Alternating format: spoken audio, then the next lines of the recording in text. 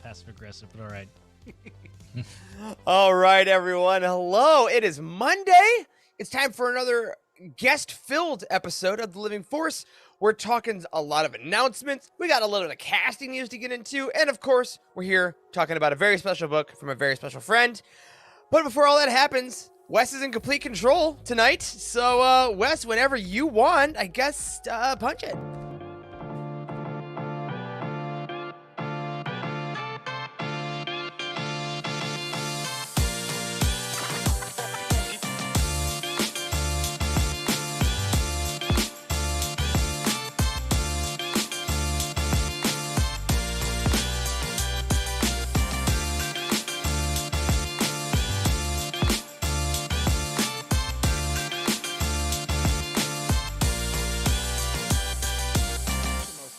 Introduction reel. I love it.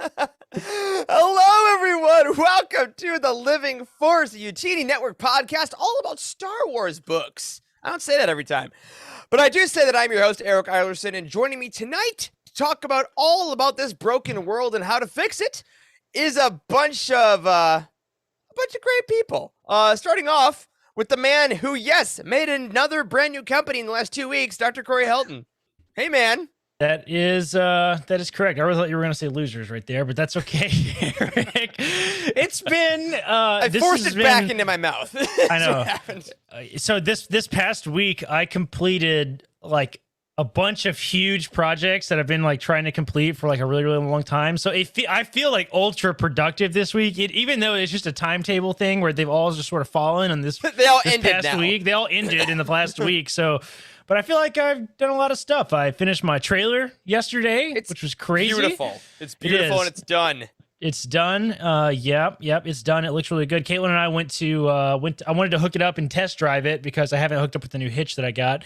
And we got in the car, we had the dogs with us, and Caitlin and I were just like, let's go get something to eat. So we drove it. We went to Zaxby's and got some food. And then we went and parked in the Target parking lot with the trailer across the street from Zaxby's. And then we got out of the car and into the trailer and like sat at the little dinette and ate dinner in the parking lot. And I shit you not, this actually happened when we were getting back into the car. This other guy, there was this huge truck and this giant like 35-foot camper like pulls into the parking lot, and he gets out to go into Zaxby's, and he's like, "Hey, y'all staying in the parking lot tonight too?" And I was just like, "Hell yeah!" The camper people have accepted me. I feel like I'm one with the Force right now. So that's right. Well, hey Corey, you did share one very important piece of advice in our Slack channel. So why don't you share with the people? What's the one piece of advice you would give to someone that wants to start building a trailer? Don't do this. It was a mistake. That's right. Dude, on Friday night or Saturday night, I was really trying to get a bunch of stuff done on it. Like just little loose ends that I needed to tie up, like finishing work. The really awful parts of like the project, like the finishing details that you just don't want to do. And I didn't accomplish a single damn thing all day. Like I did, and I went to the store twice and didn't get the right stuff and came back and it still didn't work. And I came upstairs and I was like, "Caitlin, we shouldn't have done this. This was a mistake. I wish we had never done it." And she was like, "Are you okay? Here, have a beer or something." It was not good. Don't build your own trailer, folks. But, that's right. Well, I'm glad to have you back to get back to the important things like playing Halo and reading Thrawn.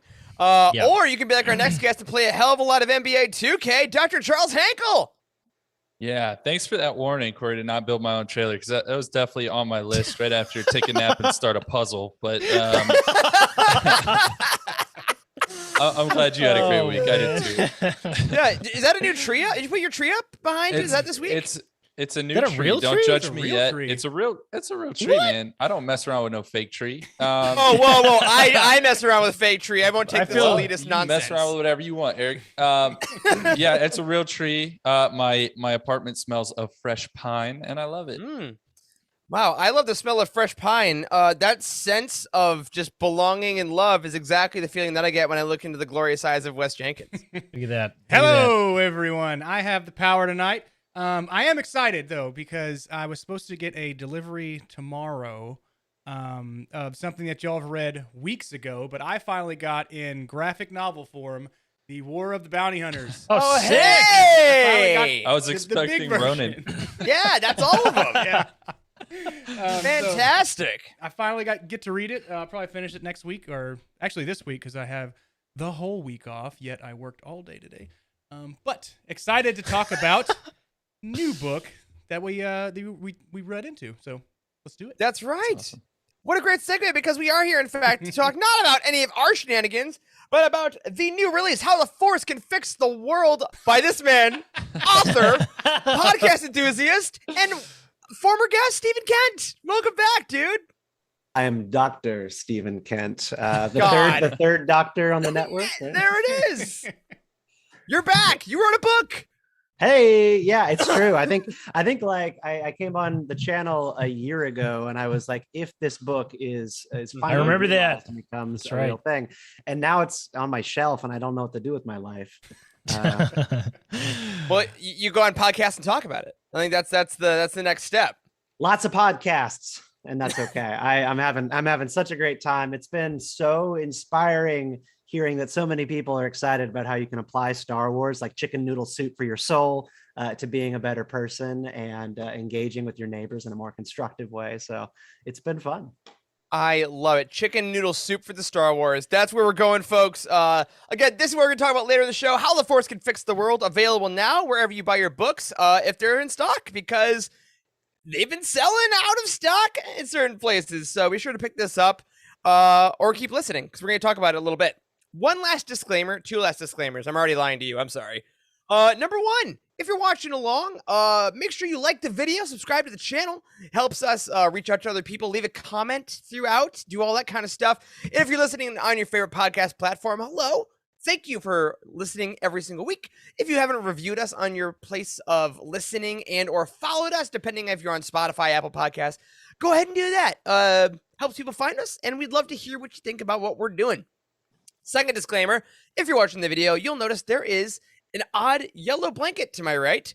Usually, I clean that all up before the show, but my cat, Lucy, is asleep on it, and I am not a monster, so I didn't move it, so that's just going to be there. She is sleeping soundly. She may wake up and have some opinions later, but we'll cross that bridge when we get to it.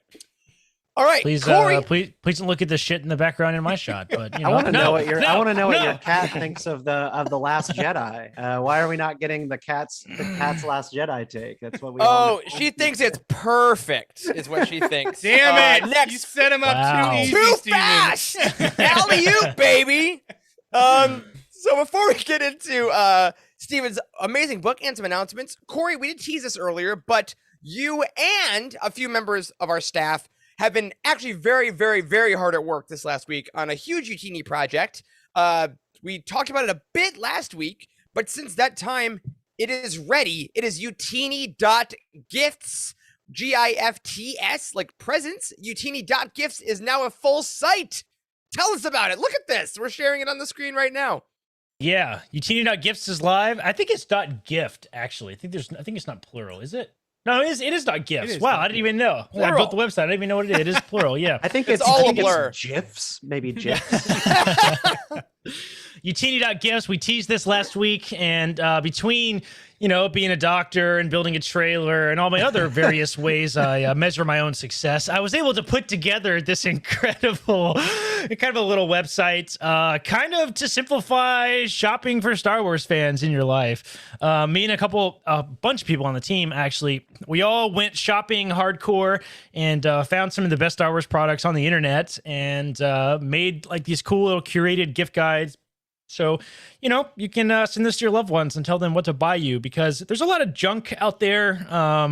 If you search for Star Wars stuff on Amazon, there's just tons and tons of junk that's not very good.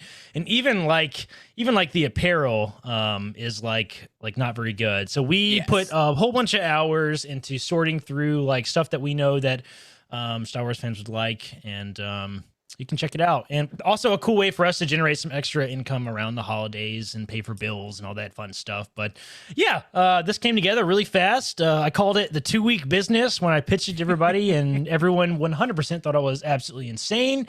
Yet here we are. Yeah. And Look at this Yeah, side table. I know. I might buy it's so it. cool. And listen, I'm telling you, there is so much cool stuff on the site. And Etsy, man, Etsy is an absolute gold mine. I found so much cool stuff on Etsy. And that's a cool thing. So for our audio listeners too, if you're a fan of Youtini's like book guides that like say if you like Tarkin read these books, if you like Sith read these books, that is how this site is run.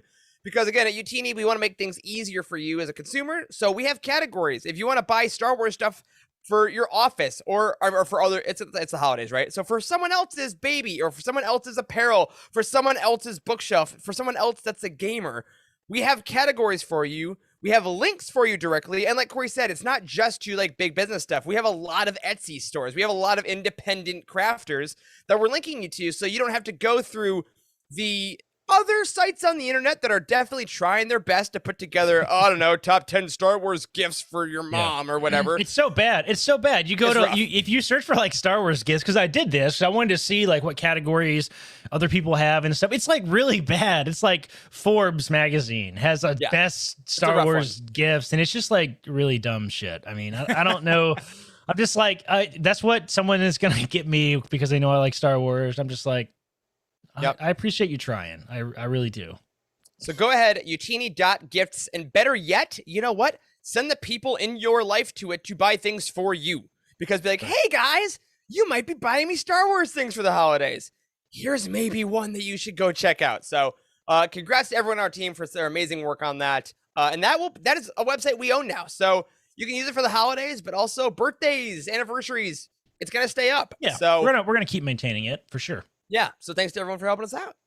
I just shared this on my mom's Facebook page, like mom. I just dropped it on Facebook. I was like, I'm not saying that this is what I want for Christmas, but it is what I want for Christmas. Yeah, there's like, somewhere. there's not a single thing on that website that I also don't want myself. Like 100%. Yes. And I actually have a couple things on there like that. There's a Millennium Falcon bottle opener, like in the kitchen section that like I like sought out on the internet because I know I have it. I know it's really high quality and I know I like it. So I'm like, other people need this, and it's only like $7. So check it out. We hope you enjoy it. But of course, you can enjoy it more than we enjoy our wonderful Patreon community. And we just want to say a quick thank you to everybody at our Patreon for honestly bearing with us as we try to schedule all these Patreon reward events as we come up to the holiday week now. Because if you're listening to this in the future, this is in the pre-Thanksgiving week if you're in the U.S. So a bunch of us got some family travel. And I hope that everyone, if you weren't able to see your family last year, especially, you have a great, safe holiday kind of reuniting. If that's possible, it's really cool this year that a lot of people, including myself, are able to do that. But after that, we will be putting together our Rogue One commentary. Honestly, we built an entire new website for the holidays, and Corey had to start throwing alliances. Or no, no, throwing ascendancy. Lesser evil. Some people Corey, like that book. Are you reading Alliances? That's Definitely not the shouldn't one we're be. talking about. But anyway, after the holiday, we will be putting that up on Patreon. So keep your eyes posted, your eyes peeled, your ears open. Stay posted. Are you I don't drunk, know. Eric? Keep your eyes. I'm trying to. I'm running out of verbs. And also remember, we are still currently $20 away from our Revenge of the Sith commentary. So if we do hit that, we will get both of those out to you. I'll say by the time that the Christmas holiday and the year turns over. We would love you guys to have some holiday viewings with your families and your friends, and we would love to be a part of that. Now it's time for a few big things in the Star Wars Weekly Roundup. It's the Star Wars Weekly Roundup. All right, a little bit of news this week that, fellas, I want all y'all opinions on. Number one, we love a cover reveal here at Youtini. We love seeing the new covers for the new books. It's one of the coolest parts about it. And we did get a cover revealed this week for Brotherhood by Mike Chen. So we want to throw it up on the screen here. This is the book by Mike Chen, which is the book about Obi-Wan and Anakin post-Attack of the Clones. And this book is quite literally two photo, stills that have been artistically rendered and put on a cover. And I gotta say, y'all, I'm excited for this book. It's not my favorite cover. Not my favorite. It's not my favorite cover. Man, the internet is very It's vicious. Yeah. very vicious, I have to say. And I think a lot of folks' initial reaction seeing this cover was like, this is a temp cover, right? Everybody's like, this is a temp cover, right? Yeah. And we actually looked up the artist and looked at some of the other stuff that they have done and stuff. And this is definitely like in the style of stuff that they've done. And once you like put it in the context of the other artwork that the artist has done, it kind of makes sense. I mean, it's like it's like they have a lot of like retro sort of original stills from films with like cool backdrops, sort of like retro 70-ish vibes, like kind of thing going on in the background and stuff. And this kind of fits in with that, which is probably why they invited her to do the artwork. But it's a little weird, not gonna lie. I mean, it's obviously like stills from Attack of the Clones that have been slightly photoshopped. It looks the like internet Obi-Wan found them within 5 minutes. They found the exact exact pictures. shots. Yes, it looks like Obi-Wan is holding Anakin's lightsaber. His head, his hand looks a little weird. And Anakin still has a Anakin's- flesh hand instead of his robot hand. Yeah, it's strange. I don't. Yep. it Angelia in the me- chat makes a great point. Major Legends vibes for when, Yeah. when they Yeah. used to just Oh, put yeah. the actors on the Yeah. covers. Yeah. There you go. Yeah. It reminds me of of Dark Horse comics covers of the Clone Sure. Wars. The Yeah. Clone Wars Yeah. had Yeah. a bunch of, pictures much like this. Yeah, I don't mind this. I mean, yes, Obi-Wan's on it. It's grown maybe on that's me why. now. Yep. I don't think it's that big of a deal. Is this one I'm gonna have facing like forward on my bookshelf? No. Is that because Obi-Wan has the hands of Andre the Giant in this photo? No. That just happens to be something that's going on. But I really don't Yeah. mind. I don't think it's a big deal.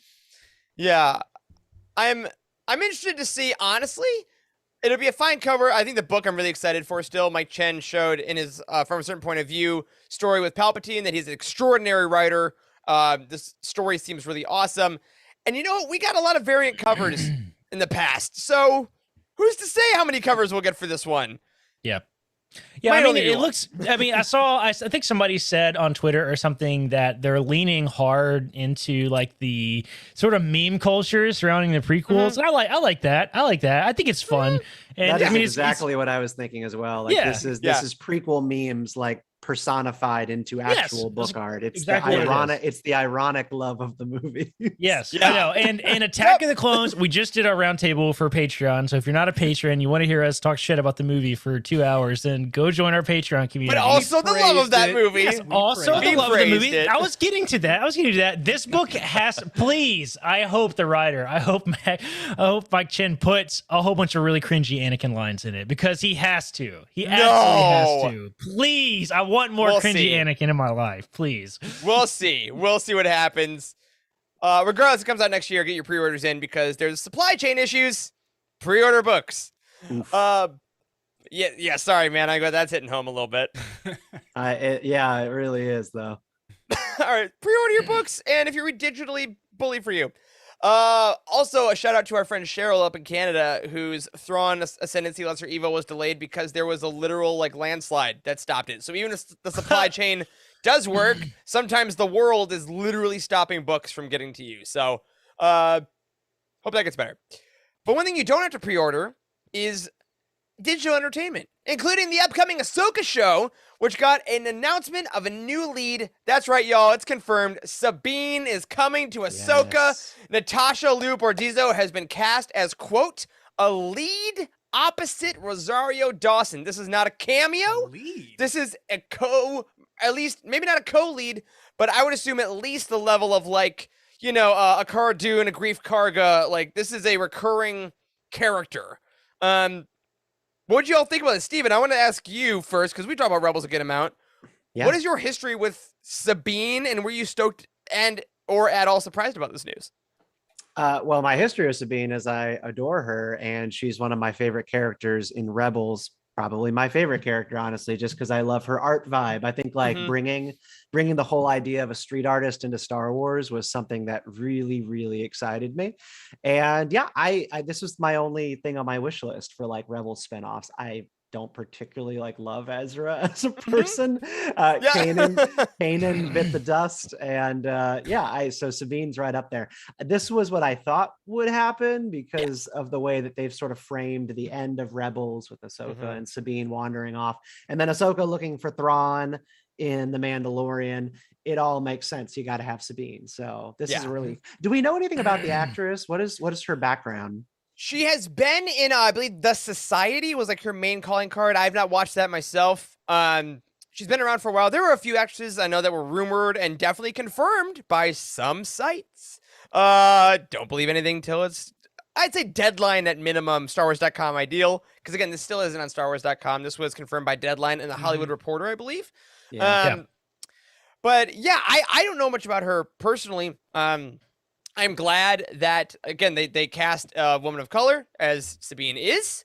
So, again, Star Wars is being a lot more conscious of that lately. So, very excited for that. Very excited for 2 women of color to be leading this show. Yeah. And she's in, it looks like, I looked her up really quick on IMDb. She's in a bunch of a lot of Asian films. I'm getting lots of kind of ninja vibes, kind of like the 80s classic samurai movie vibe. So if that's her background, then action.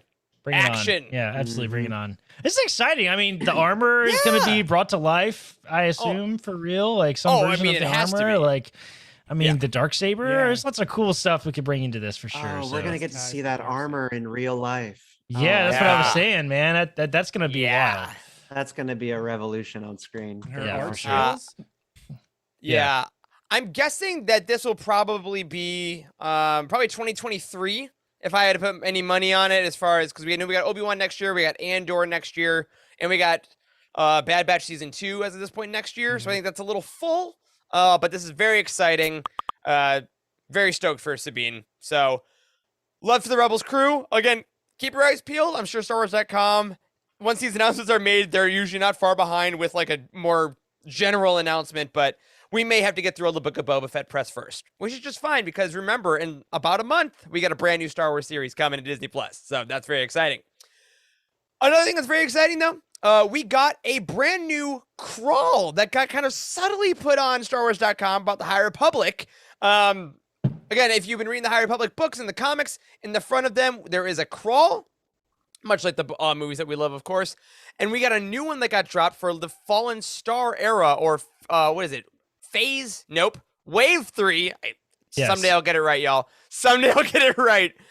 And it says, the tragic events of the Republic Fair have galvanized the galaxy. The Jedi and the Republic have gone on the offensive to stop the marauding Nihil. With these vicious raiders all but defeated, Jedi Master Avar Kriss has set her sights on Lorna Dee, the supposed Eye of the Nile, and has undertaken a mission to capture her once and for all. But unbeknownst to the Jedi, the true leader of the Nile, the insidious Marchion Ro, is about to launch an attack on the Jedi and the Republic on a scale not seen in centuries. If he succeeds, the Nile will be triumphant and the light of the Jedi will go dark. Only the brave Jedi Knights of Starlight Beacon stand in his way, but even they may not be enough against Ro and the ancient enemy that's about to be unleashed. Is that the guy from the Clone Wars? That was. I decided like about 2/3 of the way through to give that a shot. All right, So there you go. Not bad, not bad. Recognizable at least. So there we go. yeah, so it's coming soon, y'all. A month and a week or so. It's like 5-6 weeks. I gotta get caught up on comics still. Yeah. They're very good. Yeah, they are. Me So too. far behind. Ugh. I know. It's hard to catch up with High Republic, but I think now is as good a time as any to jump in. And if you've not read any High Republic stuff so far, I think you could really get away with basically reading the adult novels and nothing else. Like, quite I agree. frankly. If you want to catch up for the last one, Light of the Jedi Rising Storm will get you there. And if you want, the High Republic show, which just had a new episode, every show they do a recap of what happened in the books and comics leading up. So if you really don't have time and you just want to get to the Fallen Star on January 4th, watch the High Republic show recaps. They do like motion comics too. That'll get you the comics and the books. And pay attention to our site That's what too. I'm going to do. I'm going to do that. Yes! That sounds There you easy. go. Pay attention to our site too. We're going to be releasing some recap stuff here in the next coming weeks to try to get folks ready for Wave 2. It might be a little after that book releases, but we'll try to time it well. But if you've been behind this long, you can wait a little longer. So It's going to be awesome. And as a reminder, you can get your pre-orders in. Go to Youtini.com, the new release schedule. Fallen Star comes out on January 4th. Midnight Horizon soon after.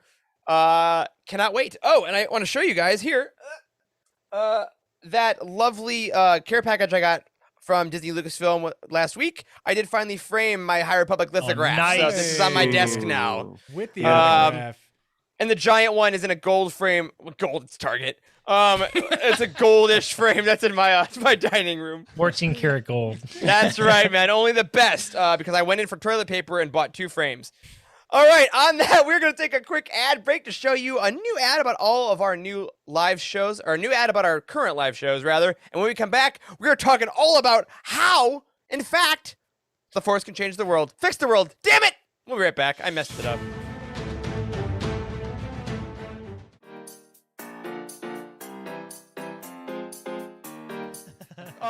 Speaking of someone who maybe took too many breaks, it could be said, let's talk about the legacy of Han Solo. Very good. Hey, Maz. Thank you. Where's my boyfriend? Where's my boyfriend? Yes.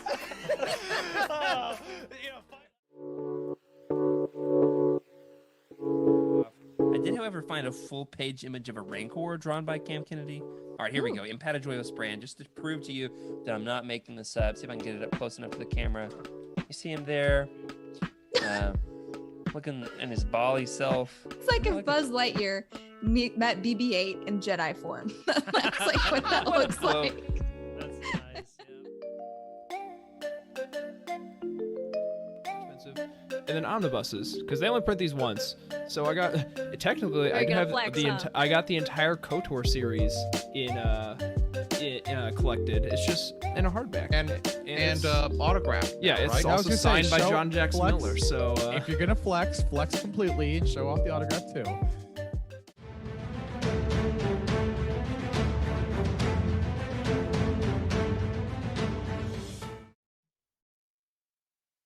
All right. Welcome back, everyone. We are here to talk all about How the Force Can Fix the World, the new book by Stephen Kent. We have a very specific part of this book we would like to chat about tonight. But before we do, Stephen, I want to give you the floor just for a second to do the thing you have done a quadrillion times by now. Give an intro or a brief synopsis, or honestly, whatever you want to people that may not know what this book's about. Yeah, so this book is about how every time you get online or turn on the TV, it feels like everything around us is coming apart. And, in a world in which we honestly share, I think, so little between different dividing lines in our society, whether it be geographical, political, class-based, race, like all these things that are sort of dividing people in modern life, there are a rare select set of things that actually do bring us together and give us something that we can talk about and discuss morality with. And for 4 generations, that has been Star Wars. It's the most popular story in the world, and gives us a shared language to discuss right and wrong, good and evil, light and dark, all these things, and the complexities of the things in between.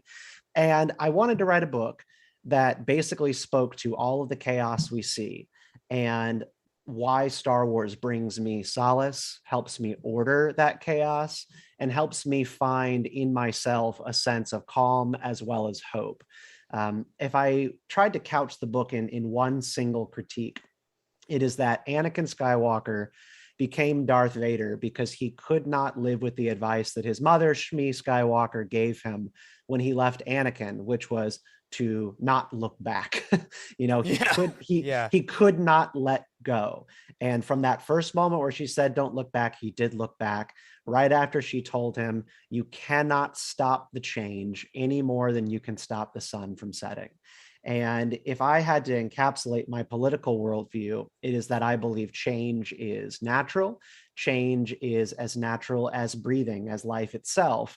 Mhm. And the forces in our world that I think are causing the most chaos and disruption are those who are afraid of change and will not allow change to happen without a fight. Right. And so that's what this book is about. How Star Wars gives us like that answer for a good and healthy living. Dang. Great start. Great open. I Ding, love the ding, pitch. ding. Yeah, ding. And I want to also say something. I don't know if people listen to our show know us pretty well, but now that I feel like they know you decently well. But this is obviously a book that mixes Star Wars with a lot of aspects of politics, a lot of American politics, which are obviously people hear that and are already freaking out. I know that's it. That's exactly what they do. But it's been interesting because people on our team, as well as people in the Star Wars community and people online from all kinds of different areas of the political spectrum, seem to have gotten so much out of your book. Like I am very clearly, when I was on your show recently, I leaned very far to the left. I know people that lean very far to the right, and those that are even in the middle that have all gotten that element of kind of peace and comfort out of this book. Which one I just want to congratulate you on, because I haven't seen that happen. Thank you. Full stop. I haven't Thank seen you. it happen. But I guess before we get into some other questions that we all want to kind of throw at you, first thing is, what has changed for you the most since you first told us about this book when you were on our show? When it was just an idea, how did the process of putting it down on paper, doing your own audiobook as you did, and now doing a book tour, how did that change it? Well, so I think I was afraid of the premise. I was afraid of the idea of writing a book called How the Force Can Fix the World. It was originally going to be How the Force Can Fix America. And it was going to be like your guide to political reconciliation from a galaxy far, far away. And I was afraid of putting my name on a book like that, because in the post like Last Jedi world, and honestly like just post-Trump America, like all this stuff, it just was like everything is a disaster, from Star Wars fandom to what you see on the news. And I felt like to write a book that said, Star Wars, the ideas of Star Wars can make this all better, felt ridiculous to me. I felt like a little silly, even like throwing the premise out there and talking about it. But as time went by and I was writing these ideas and getting my thoughts out on the messages about humility that I derive from episode 1, the story of how fear changes every single character that we see go through Star Wars, the stories of how free will and choice and agency drive the likes of Rey to become Rey Skywalker by the end of the sequel trilogy. I was like, you know what? This actually has a lot of merit and relevance to what's going on in the world. And we need ways to step back from charged political topics and talk about stories rather than politics. And if we can talk about stories and talk about what we see in those stories in a constructive way, then people can either choose to apply that to their political walk in life, or they can jettison it out into deep space at the first sight of a mean tweet. Like it's your choice. I take Star Wars seriously. When Qui-Gon Jinn says to Obi-Wan Kenobi, to keep your mind here and now in the moment where it belongs, or in the present where it belongs, like, I actually think Qui-Gon's a really smart guy, and I take it seriously, and I try to apply that to my life. When Yoda says, failure the greatest teacher is, like, I take that seriously. So what has changed me is that I've drank the Kool-Aid that I made. I got to the end of it and I was like, you know what? I believe in this. Like, this is correct. So I think that's kind of the part. I was really afraid of writing this book. Yeah. Yeah. The whole book, like, we need to just like push it out as like the whole book reads kind of like the Youtini mantra with Star Wars. I mean, it really does. I mean, it's all about choosing peace and joy and like a correct direction in which to look at the world that you derive from Star Wars. And it has a very encouraging message. I feel like it's you feel choice. Yes, you feel encouraged after reading it. Like, it doesn't feel political. Like, it is hard to. I don't feel like political views seeped into the writing at all. It doesn't feel like that. It feels like a very objective way of looking at the world through the lens of Star Wars, and I love that. I came to conclusions in this book, and I think your audience, you guys all know like what my political views are, but I have conclusions in these chapters that do not align with my own viewpoints. And the reason for that is it is not how Stephen Kent can fix the world. It's how the Force can fix the world. Yeah. And I respect Star Wars, and I value Star Wars insight as a challenge to some of the things that I personally believe. Yeah. And when I think about like how Star Wars makes me a better person, like my chapter on empathy, I don't agree necessarily with some of what I think Star Wars is saying about how we can live more empathetically and in balance. Now, not that I don't agree, but like it challenges my natural viewpoints. Right. This is about taking Star Wars seriously and saying, look, if Star Wars says this, this, and this about empathy and how to relate to other people, here is how I would take that and apply it to my daily life, whether it be how I talk to a political opposite and how I treat somebody who I've never met before on Twitter, or how I relate and make eye contact with a homeless person on the side of the street. Like, Star Wars is telling us things, and I believe very strongly in not manipulating the source material and saying, actually, Star Wars is a story about how capitalism is great. That's not what Star Wars is about. And I get very frustrated with like political Star Wars people who try to twist the material. And you see this to the left and the right, and I'm just like, come on, guys. Like, the most I went out of my Star Wars is when Obama said, all right, I'm going to go see Star Wars. And that's it. That was great. That's all I needed. Like, you make a lot of good references back to Star Wars to put it all into perspective. It was the one chapter we're going to talk about. You would go through some explanations about choice, and then you would come right back around and just relate that back to Star Wars, and it really brings you back into that moment of whatever scene or whatever action sequence appeared in Star Wars, and it helps you understand a little bit better just through the eyes of the characters. I think when I managed to tie, like, in one section of it, like talking about the criminal code when it comes to like homicide versus manslaughter, first degree murder, and like how that all folds into the concept of emotion in guiding our decision making. You know, there's the Jedi Stoic view of emotion is to abstain from it, to starve it, and to basically set it aside. The Sith believe in fully living in it. And, you know, like even in our criminal code and the way that we structure our laws, emotion and whether or not you act in emotion and in sort of a fit of rage in a criminal act will like determine whether or not your sentence is lighter or heavier.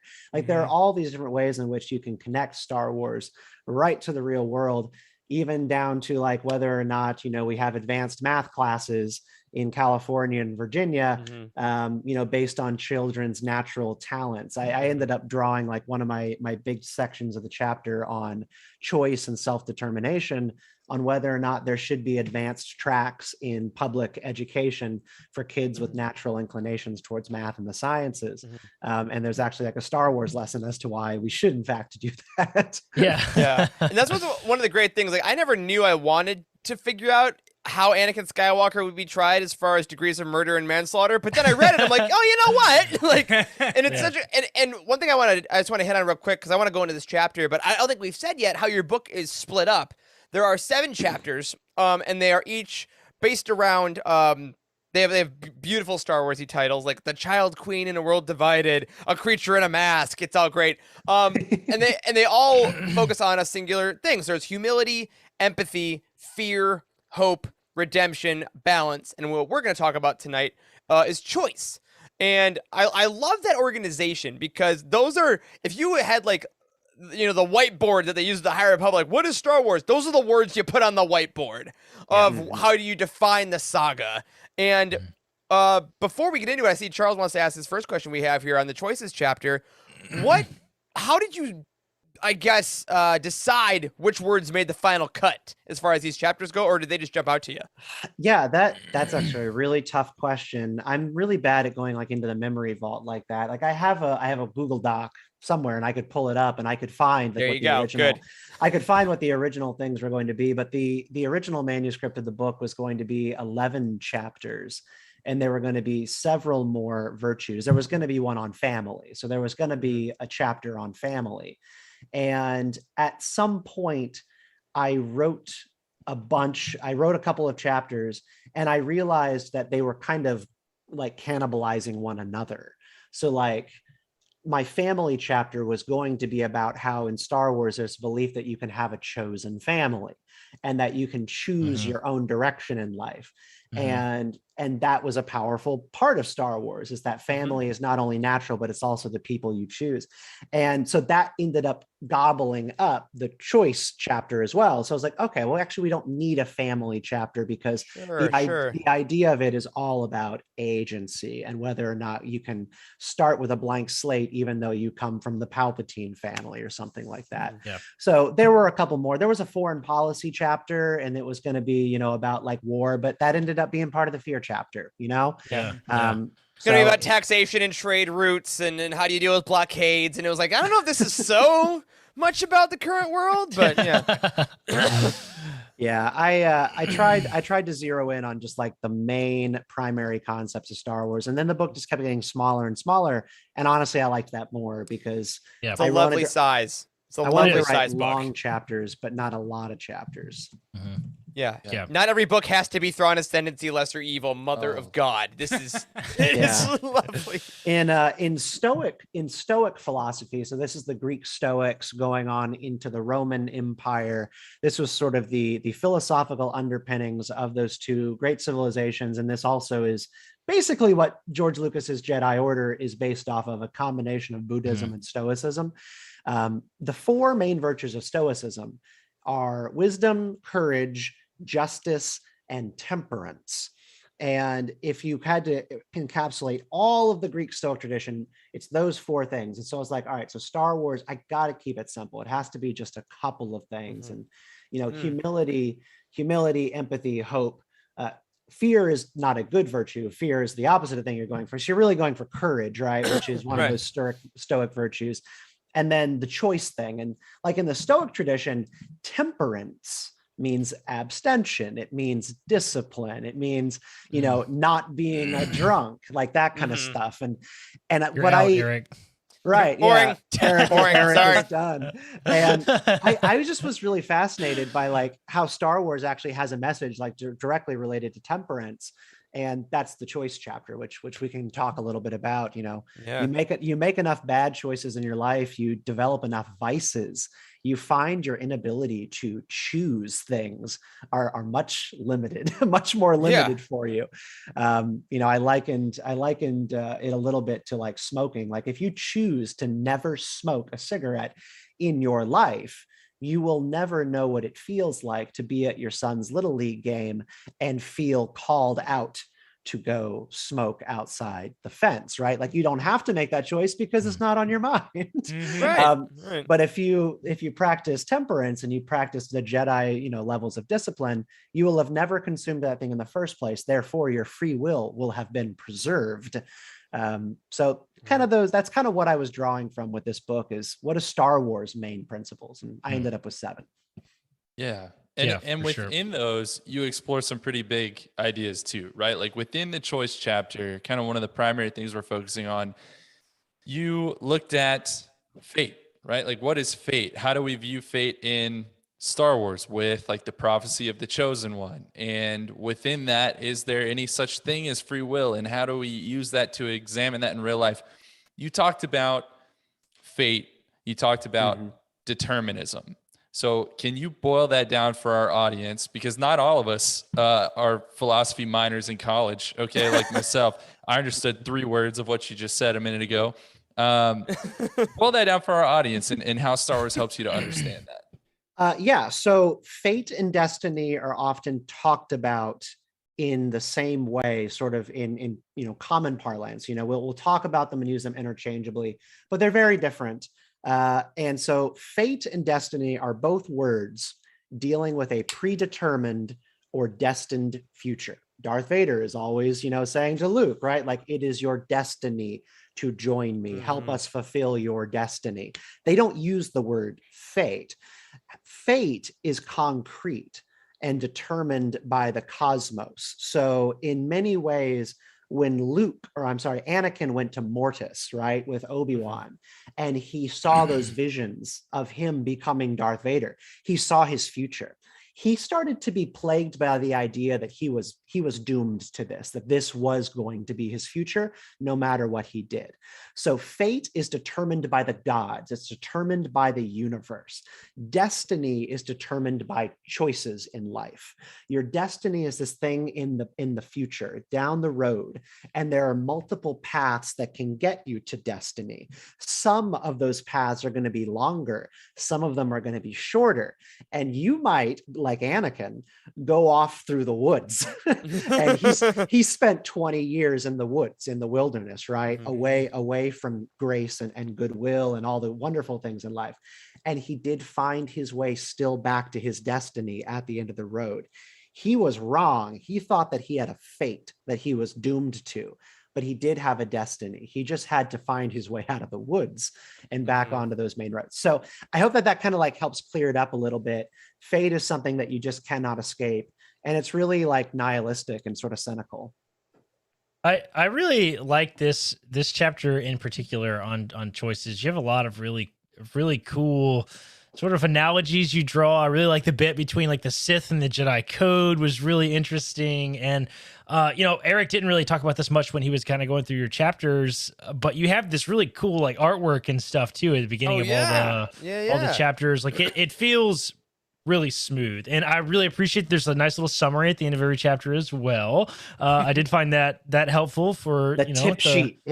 Exactly. But there is one piece in here that really spoke to me, which I thought that like one reason that this book is not just for intellectuals. I want to be clear. This book is also it has really beautiful commentary on the films themselves. And like we have talked endlessly about finding positivity and finding things that you like in Star Wars and like really reflecting on the themes of various films. And something that we've talked about a lot on the show is The Rise of Skywalker and how a lot of folks initially didn't really like that film. And then a lot of other folks have kind of come back around. And I really like this whole section on Rey from Nowhere. That's in this chapter is probably my favorite bit of this whole chapter. And I'd like to read this one little paragraph if that's okay with you. Oh, please. Yeah. So, all right, this paragraph, a couple into this chapter, in the Rey from Nowhere section, it says, "Who am I?" is a funny question. It's this existential query wherein you wonder simultaneously about your past, present, and future at once. Where do I come from? Am I merely an offshoot of two parents whose genes got jumbled together? Where am I going? Whether you're religious or an atheist, we all come up with narratives to wrestle with this clash between thinking of ourselves as a randomized biological accident of the universe or something wonderfully and beautifully made for a singular purpose. I love this line of thinking so much. Yeah. And it's both like this speaks to the depth of the question of Rey as a Skywalker in the film. So it both makes you reflect heavily about that design choice, that storytelling choice that they made in the film, but also like the deep interpersonal storytelling that exists between Star Wars and like real life. Because I think, George Lucas figured that out, that's why Star Wars is such a powerful and rich story is because it's so human relatable and people can just get it, right? Because it speaks to us in our core. And this idea of like, who am I? Like, am I just am I a sum of the parts, like with my psychotic parents and all that crazy stuff, or is there more to that, right? So I love this whole section on Rey from Nowhere. Was really, really good, man. Thank you. Yeah, and I want to ask on that, because that part was amazing. And as a parent yourself, and as anyone who reads this book, you can see you put a lot of your feelings as a father in this book as well, and like kind of what you're passing on to your own kids. And I wanted to ask, like, how did you find that the question of lineage kind of evolved in your head as you were writing too? Because obviously, like you're saying there, Corey, Rey from Nowhere and Rey Skywalker is perhaps one of the most contentious things in Star Wars in the last 20 years. But obviously you as a parent, there is some kind of love that you're passing on your blood lineage to your kid. So how did you find the balance of, the honor of passing on a lineage to a child, but also how great it is that Rey was able to choose her own? How do you think those balance in our world? Well, I'm just thinking about like people I know in my own life who choose to voluntarily give up their names versus people who don't. I mean, my wife, my wife is a very kind of progressive person. And I just, while you were talking about that, I was thinking about her and how excited she was to take my name, right? And like when we got married, like it was not a discussion. So it's like, it's like there are a lot of like, very modern people who are like, we're going to be married, but I'm going to keep, my maiden name. Sure. But for her, it was very easy. She very much wanted to take a new name because I think she just wanted to turn a darn page, turn a chapter, start a new life, new family, like blank slate, and leave behind certain elements of who she always kind of thought she was, right? And the boundaries that she thought that she lived in her own family. Like we come from two very different walks of life, two very different families. And so I just was thinking about that as you were talking about it. We all come up against certain limitations of how we view ourselves and where we can go, and all the different places that we're going to go. I had my sense of self completely shattered when I was 20 years old. When I was 20 years old, my wife, my girlfriend then, and I got pregnant. She got pregnant.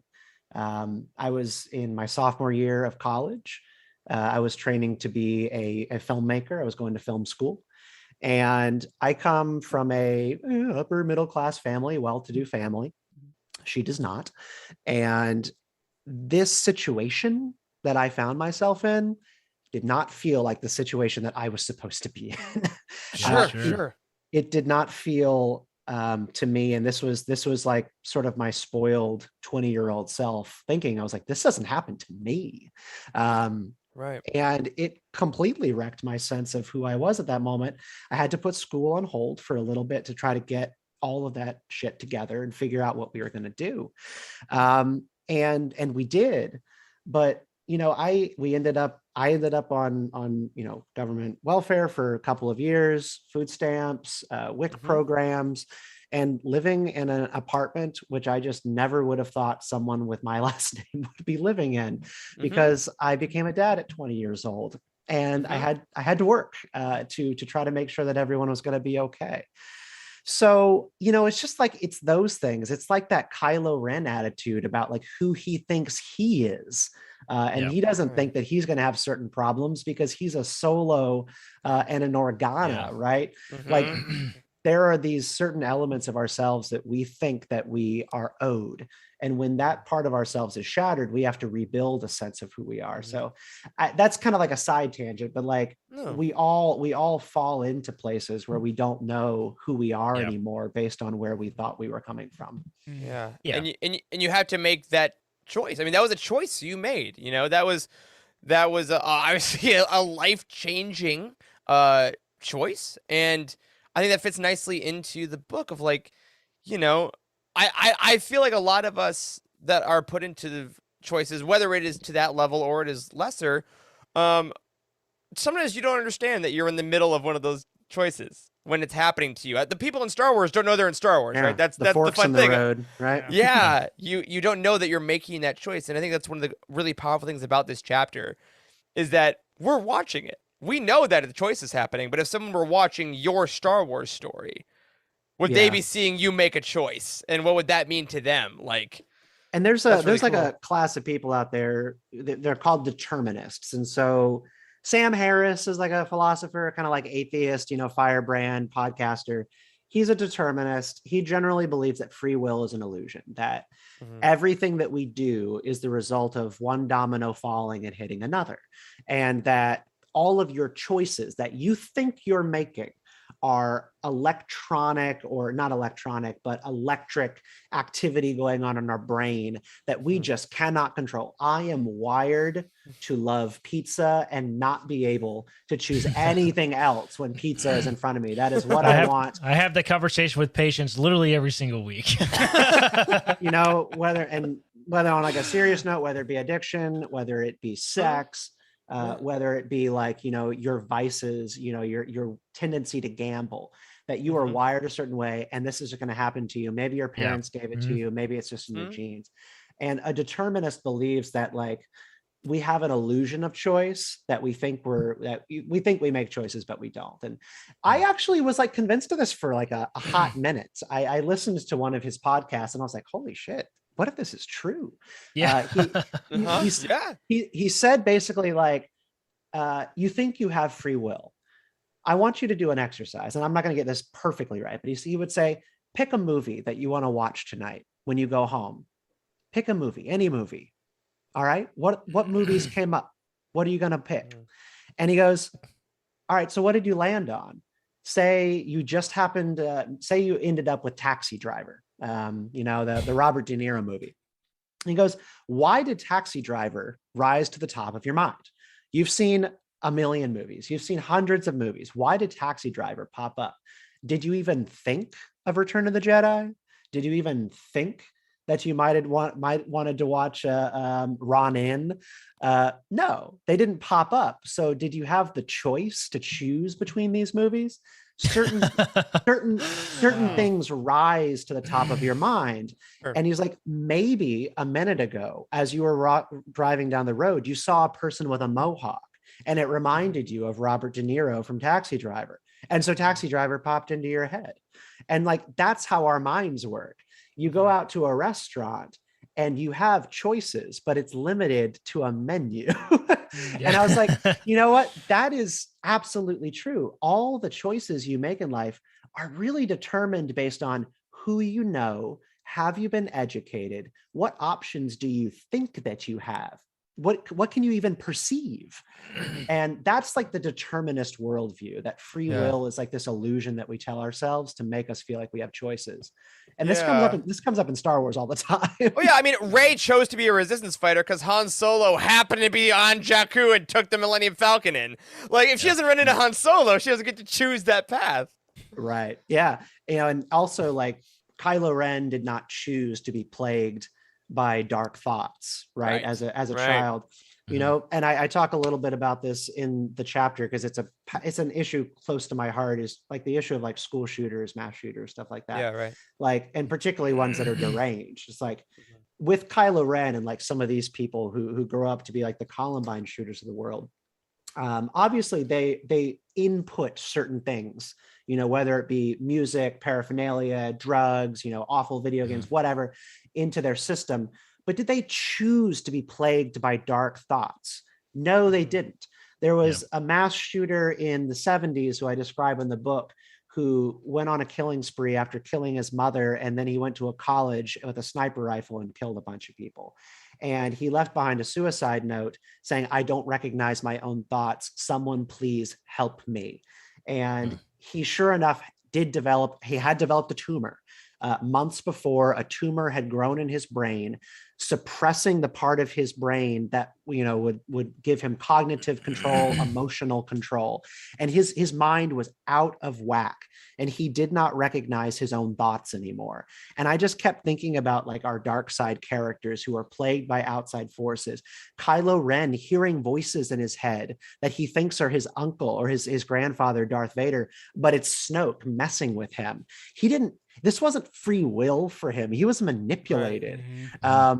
And it's really sad. And I think like we have a tendency to think that people are always atomized individuals making choices for themselves. But in many ways, choices are being made for them all the time, whether it be their medical conditions or it be that their father is, you know, a deadbeat and doesn't bring home any money for the family. So they have to go work a job while they're in high school and they fail all of their classes. Like they aren't choosing to do bad in school. They're having to do other things because someone else took away their ability to make choices. This is real life. All of Star Wars is dominoes falling and the sins of the father impacting the sins of the sons, you know, mothers, daughters, whatever. It's cyclical. Yeah, So- and I think go ahead, Wes. I was gonna go ahead, Eric, because I was gonna switch to a different topic here real quick. Oh yeah, I just want to do a quick quote on that. Like as you're saying that, what jumps into my head is one of the words that I think we hear most often nowadays, which is privilege. And I think that you kind of just distilled what privilege is just having more choices that aren't taken away from you. It's like for whatever reason, you don't have to. Your choices are all open, and whether it be your background, your economic situation, whatever that is, those choices get slowly taken away, Yes. so that your path becomes more narrow. And if you're on the big path, it's just the path you're on. You have no like the people that don't recognize privilege is like, it's just my path. Like I have hardships on my path, but you aren't living the much narrower path because those choices have been stripped. And I wrote a little bit about that in one of the sub chapters in Choice, force privilege, and like who That's my gets favorite more, KOTOR ability. yeah, who gets more power? You guys know the Kylo Ren comic, and I don't remember I don't have it in front of me for the character's name, but Snoke's Kylo Ren hat. is naturally gifted. Snoke's hat. Yeah, Snoke. Kylo Ren is Stupid hat. naturally gifted. And the girl at the Jedi Academy is intensely jealous of him. And it's frustrating to her that he is so easily able to levitate objects and she is not. And Luke has to talk to her a little bit about like, look, the Force is a door. Some people start with their door more open than others, but absolutely every single person can blow that door open when they find out what is keeping it closed. And, you know, like in Avatar, The Last Airbender, like, you know, Aang has to like, you know, ease up his chakras, right? To like learn how to actually deal with fire. He had to remove a certain part of his chakra, which was absolute fear. And crippling fear of not being in control at all times. And so it like plays out for different people in different ways, but I very much believe in the concept of privilege. And I'm glad you brought it up because like, I'm a kind of a conservatarian myself. And I think it's just not true that like, we all think about this the same way. When I started thinking about this differently, I was talking about, you know, when I became a dad at 20, look, I ended up in a situation that I never thought I would be in and be way below my means for my family. And I felt a lot of shame, but I also had resources and I had someone I could call for help. You know, we would struggle. There were months where we, you know, just could not pay bills and we would have to get extensions on stuff. But if things really came to a head, I did have a phone number I could call. And Right. sometimes I called that phone number and I Right. got help. Yeah. And, you know, that's what privilege is. It is how many choices you have available. I believe very much in like self-determination and picking yourself up and doing as much as you can, but sometimes you just can't do it. And some people have the ability to say, Mom, I need some help. Can you help me out with this? And some people don't. And I did. And that's something that forever changed the way that I think about like sociopolitical issues and like the safety net, right? The safety net is the family. Right. And when you it's certainly not always the case. Well, right. Like it's the ideal that it should be the family. The family should be the safety net. The family is not there for everybody the same as they are for me or for you. And when you don't have that, you got to have other alternatives that come from society. And so that's just like an area where I learned to think differently based on personal experience. And I put that into the book because I firmly believe that it is in Star Wars as well, whether it be the story of Rey or Kylo Ren. Yeah. I mean, just listening to y'all talk about this. So there are certain situations where other people have different choices and a different number of choices to make, but all that I think is inherent on risk, right? So, I mean, you could try to make the same choices as somebody who's better off than you, but there is a lot more risk involved with that. So say they have, I mean, it's less risky to, I don't know, go out and get a job, whether compared to gambling your rent away to try to double up for next month, right? I mean, there's risk involved there. But like, go quit your job and travel, just like live. Exactly. So that's kind of one of the things that I was thinking about. I was reading this was there's heavy risk involved if, but the choices make it that way. So I mean, that was If any of the chapters you want us to read, this was a really good one that we decided to this is the last chapter in the book, as you said. It's that for a reason. It gave me a huge amount of appreciation for the Jedi code and way that they choose to live.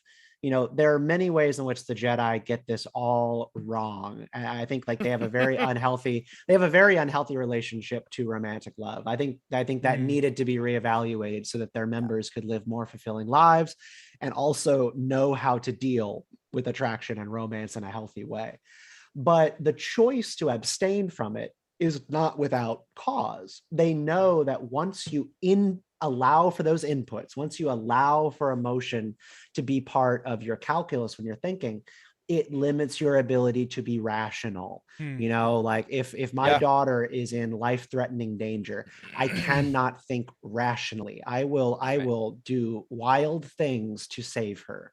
And that is the Jedi thinking. It's like, if we're to be good arbiters of the galaxy, if we're to be rational, enlightened protectors of the people, we cannot be compromised like that. Anakin was compromised. And that's when why Padme falls out in Attack of the Clones, right? When she falls out and Anakin says, put the ship down, and Obi-Wan has to basically admit that he knows what's going on.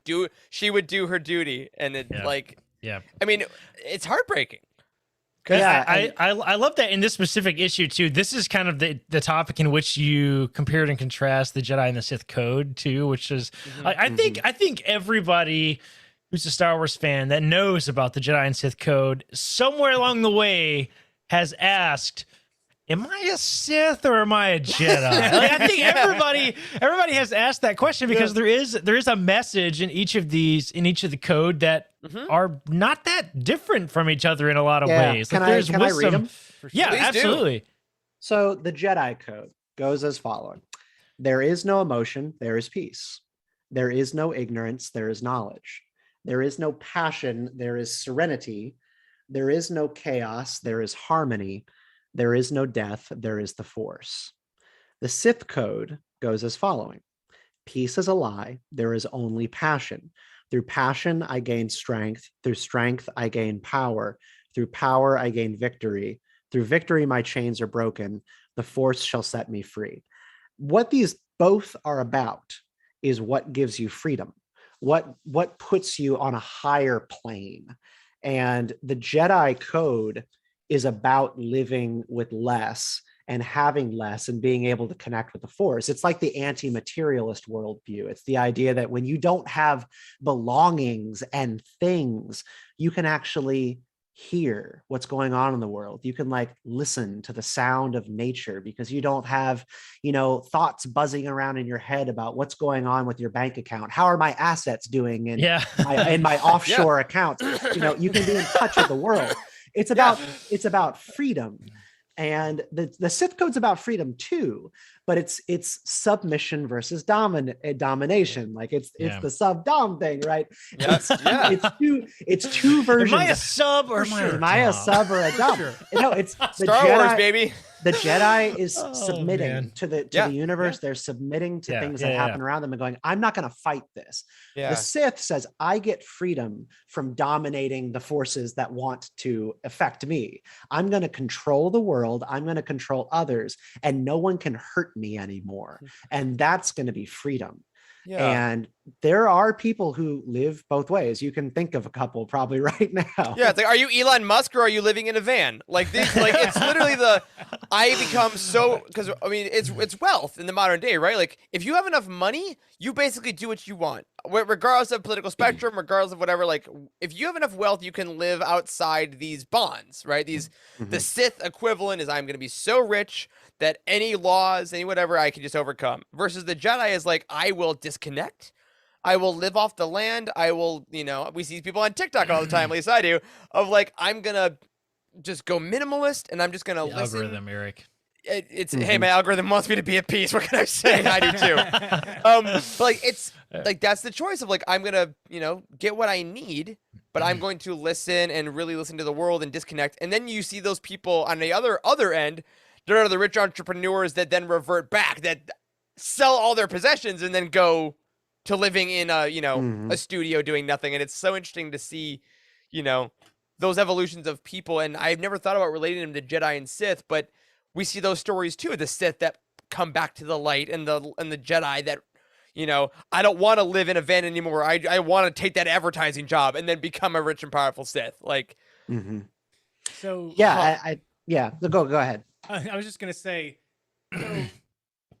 speaking of returning to the light and being Jedi and or Sith, in that discussion we were just having, which characters other than Rey, and I have a couple examples, most effectively broke away from their destiny?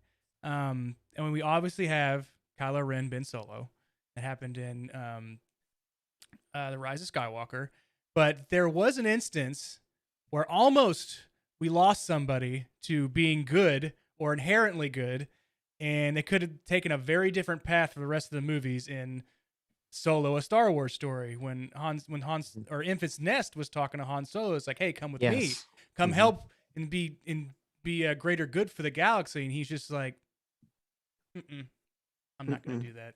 And so, I mean, there's got to be other examples of somebody who breaks away from their destiny within Star Wars. Darth Vader is one of the most, is probably the biggest example of all, right? Yeah, no, absolutely. I mean, I think in like my own kind of spiritual life walk, I often kind of talk about it as like being out in the wilderness. It's like when I find I all of a sudden have like stopped going to church on Sunday, and then all of a sudden it's been like 6 months, and I'm like, what the heck happened? I just like I've just gotten out of my rhythm, and I feel like I'm disconnected, and then I gotta find my way back, and it's just sometimes hard to take that first step.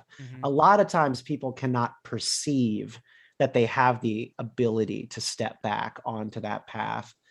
It's in the empathy chapter. I talk a little bit about an interview I did with this guy, Pastor Bishop Omar Jawar in Texas. He does gang mediations he passed away last year, but he did gang mediations to basically work with young men in violent gangs to help them get to the next day. So his nonprofit called Urban Specialists, it was structured around the idea that there were plenty of nonprofits out there to get men out of gangs and help them like get actual jobs, like working on the straight and narrow. So he was like, well, we don't need another nonprofit doing that. We need a nonprofit that is actually making the enterprise of gangs less violent so that these kids don't get killed tomorrow, in a shootout.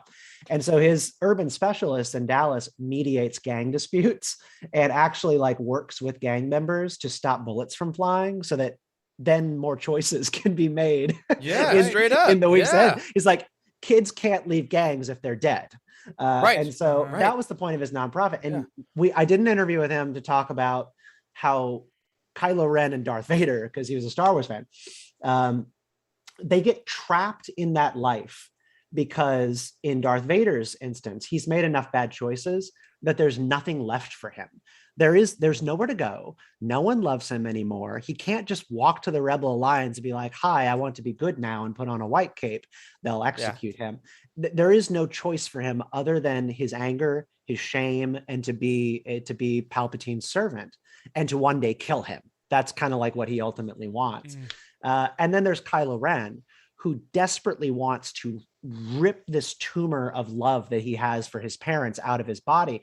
And he wants to be Kylo Ren, but he can't unless he gets rid of Han and Leia, who love him. As long as they exist, he will never be able to fully commit to this. So he kills his father, tries to kill his mother, and then the TIE fighter pilots basically do it for him. My gosh. I always that thought moment. that was funny. Yeah. I always thought that was fire away. Yeah, no. But like the idea that we ended up talking about was like, as soon as these gang members, particularly ones who are behind bars for heinous crimes, see that there actually is another choice for them to make in their life, that they could have a life in which they are not gang members, only then can he really talk to them about next steps for what to do. But they just don't think there's any way after they've killed a kid on the streets or after they've done something crazy to alienate them from their families. They think that this is all that there's left for them. And that takes away your power to choose, is lack of hope. When you have no hope, you don't have like belief in tomorrow. And so I'm kind of the belief, like with the determinism choice thing. And I think like the correct way to look at it is, I cannot prove that we don't live in a simulation.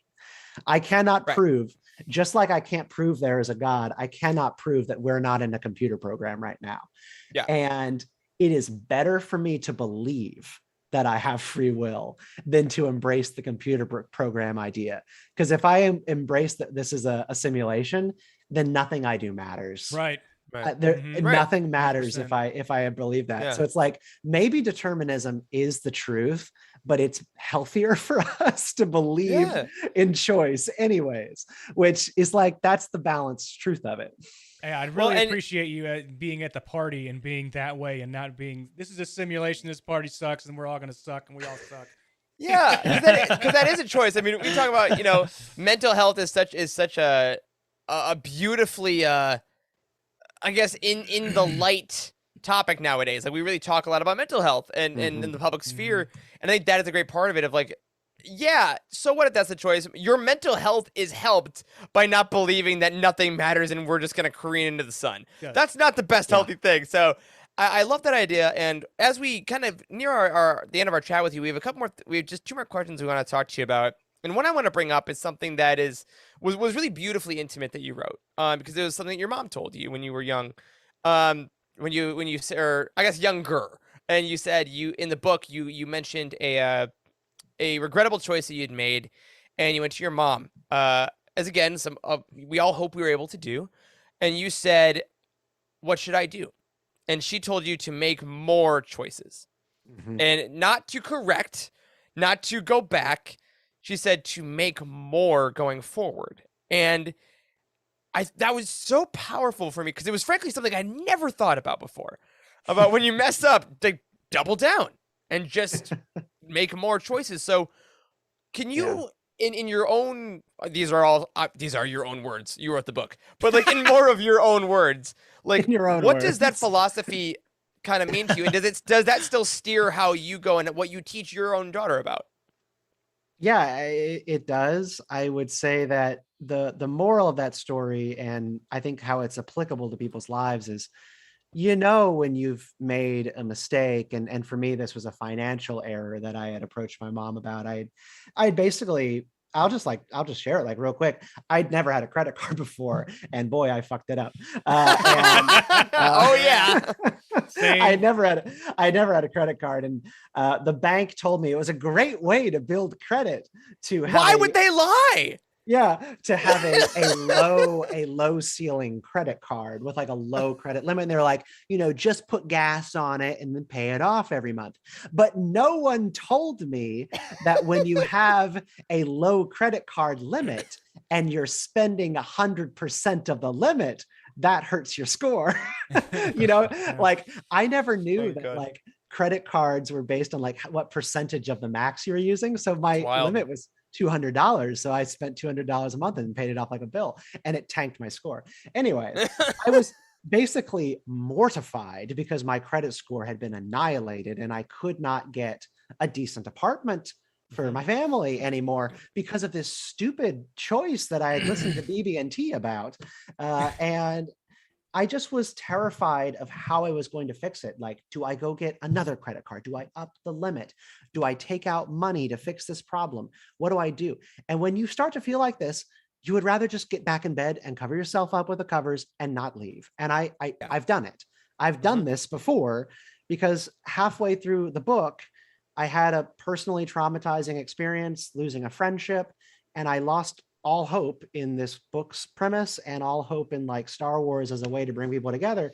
And I just wasn't getting out of bed anymore. And I called some friends and I talked it out, and I had to remind myself of exactly what mom told me in that moment, which is just simple, like, again, like chicken noodle soup kind of mom advice, is just like, you can't get out of a bad situation by doing nothing. You're either going to have to choose to go back on the road of which you are lost, or to go forward and find the next fork in the road. And you might find then that you can get out of the woods. So it's just that. I mean, fear is paralyzing. Fear is paralyzing. Yeah, it's very it's powerful. I mean, there's a reason why fear is, I would say, maybe other than force, is probably the word that shows up the most in Star Wars. Like, it's the high dive, right? When you're on top of a high dive and the kid won't move at the end of the high dive. And it's like, kid, either jump off or walk back. But walking back is scary too, because you're on a plank. Yeah. And you're also like, getting ridiculed by your friends. Yeah. Bullies. Jump, you big baby, do it. My goodness. Yeah. That's how it is. Well, all right. Well, let's take that, because I learned a lot about Wes's past there. I don't think you've meant it, Wes, but I just learned about you as a child right there. Stephen, as we do wrap up tonight, I want to ask you. You write about so much in this book, and again, everyone, as you're listening, I hope this is only an inkling of what is in this book, and I hope that conversations like this really make you want to pick it up, because it is inkling of incredible. its destructive power. Thank you, Corey. Look at that. It's all Star Wars. Potential. It's all canon also. Stephen, I want to ask you, what is, if you had to boil it down to one for tonight, what's one misconception about the idea of choice that you hope people will have, and then read this book and hopefully get corrected, and then they can bring out into the world to make it a little better? Now that might be too good of a question, and I'll probably just sit here humming for the next hour thinking about the number one misconception. I think for me, it might be that question that we got earlier on about like fate versus destiny, and sort of thinking about the life in which we live and whether or not like we're on a conveyor belt and we're just going to be stuck on that conveyor belt going round and round and round, or if we are actually able to chart our own destinies in life and make choices that affect the way in which we live. There's a political debate that goes on in this country. It's mostly economics. It's, whether or not you have really opportunity to succeed in this country and to make a name for yourself, to do well by yourself, to live with dignity in the country that we have today. I've kind of always believed, aesthetically in the American dream, the pick yourself up by the bootstraps ideal, because you have to at least like try. But it is also not true that it is a level playing field. It is not true that everybody just starts in the same place and that a kid from the projects is just naturally going to have, the same opportunities in life as a kid who was, raised by, son of a senator and goes to the Ivy Leagues. It's just not true. However, if you embrace an ideology which tells you that that kid in the slums cannot make it, and the only thing that you're out there beating the drum about is that they cannot make it and that life is not fair, more of those kids are not going to make it. You have to.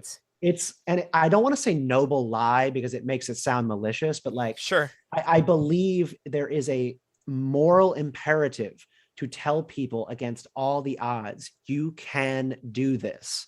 You must do this. And as soon as you start embracing the people who say that like life's not fair and just all those people are going to get ahead of you because they got, an easy way out or their dad had money, it doesn't make it easier for people when they believe that. It makes it harder. It makes it a lot easier to spin your wheels in the mud and treat yourself as a victim. And I just, that is the misconception about choice is no, the level playing field does not exist, but you can get across the field.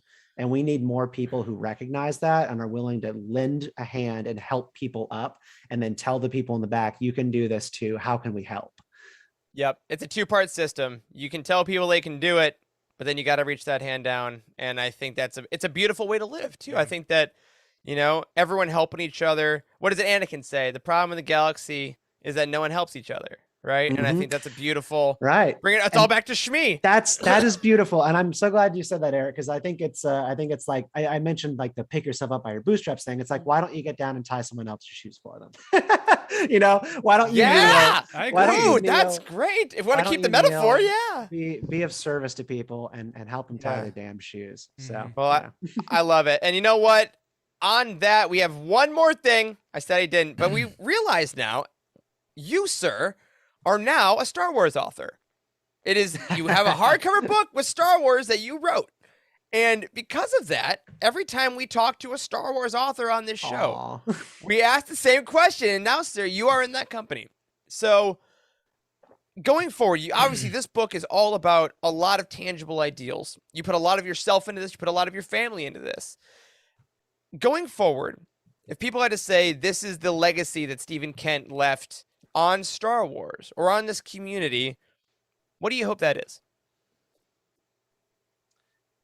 That Star Wars is in fact for everybody, that it is a universal story that helps you see the person in the mirror as being a dualistic person with a light and a dark side, and that you need to treat your neighbors as such as well. Recognize that everybody is dealing with the same struggles you are, the same shadows, the same angels, and that we're just all human and we're all trying our best to be as good as we can every day. And a lot of times we fail. So I think by and large, like that's the story that I hope that people take away from this, is a little bit of self-reflection and a remembrance that Star Wars is always been about heroes looking in the mirror and seeing, I could go bad if I'm not careful. Mm-hmm. And I think we get way too caught up in like the self-righteousness cycle, whether it be like in social media or whether it be in Star Wars. Star Wars is about heroes realizing that if they're not careful, they could fall and be just like their enemies too. And that's what we all need to remember. Yeah, I love that. Remember your duality, look in your mirrors, tie someone else's bootstraps, and we're all just doing our best. I love it, man. All right. I'm about to do an outro, but before I do, Steven, you wrote this book, How the Force Can Fix the World. Where can people find it? Where can people find you? And what do you got coming up? Yeah, so I can be found on Twitter at Steven_Kent89. That's Steven with a PH _Kent89. And you can also follow my newsletter for movie reviews and just political musings on Star Wars at politicizeme.substack.com.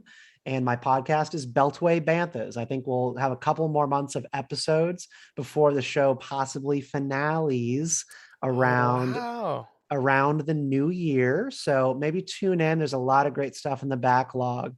And check out Beltway Banthas, the home of Star Wars and politics podcasting for all of you lovers of Star Wars politics out there.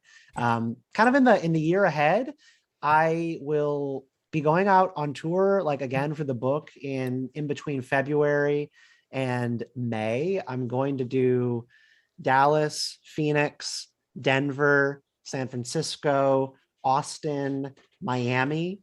And like there are already a couple of other places on the books that are coming together for like some more tour dates.